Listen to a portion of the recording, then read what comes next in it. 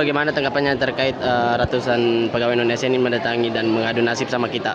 Ya, kasus ini bukan hanya di sini terjadi, semua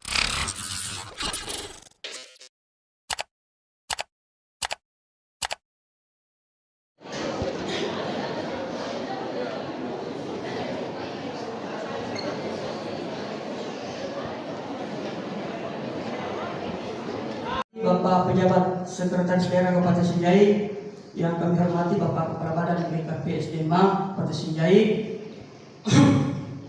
Tentu saya mewakili teman-teman semua sesuai dengan hasil diskusi kami tadi malam di grup, bahwa sebenarnya sudah ada beberapa pertanyaan yang terjawab langsung tadi dengan Pak Kaban.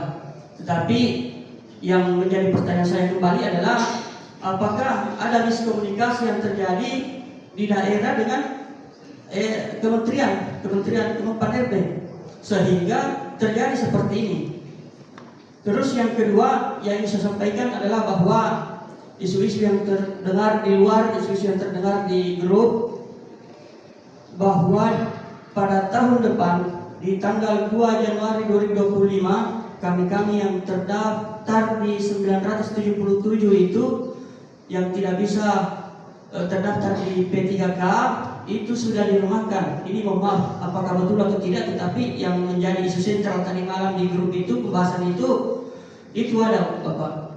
Nah, jadi itu jadi fokus dalam penyampaian aspirasi DPD, meminta kepada DPR tolong aspirasi kami ini langsung diteruskan ke DPR ini, karena memang informasinya bahwa sudah ada komitmen antara Kemenpan RB Republik Indonesia dengan DPR RI Komisi 2 bahwa akan menyelesaikan. Sampaikan adalah bahwa ada juga beberapa teman-teman yang tidak mendaftar, tapi datanya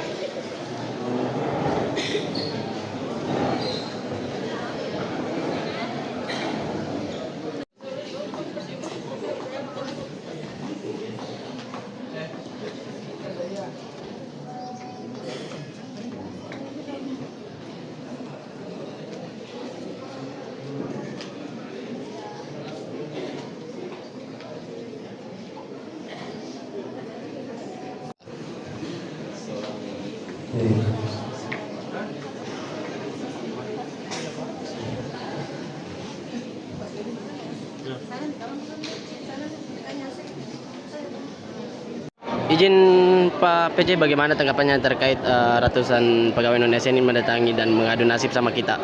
ya, kasus ini bukan hanya di sini terjadi, semua kabupaten kota mengalami kasus yang sama. Kami sebagai PJ Bupati Sinjai tentunya tidak akan membiarkan ini terjadi. Kami akan perjuangkan, mudah-mudahan ini bisa terakomodir, bisa berubah kebijakan dari Kemenpan. Kami akan bawa ini ke Pak Gubernur, termasuk juga kami akan bersama-sama dengan Pak Kepala BKP SDMA komunikasi langsung dengan Kemenpan untuk memperjuangkan nasib adik-adik kita yang 977 tadi. Saya dengar tadi tanggapan terkait ini akan memperjuangkan, bahkan anggarannya sudah ada, itu bagaimana Pak? Enggak.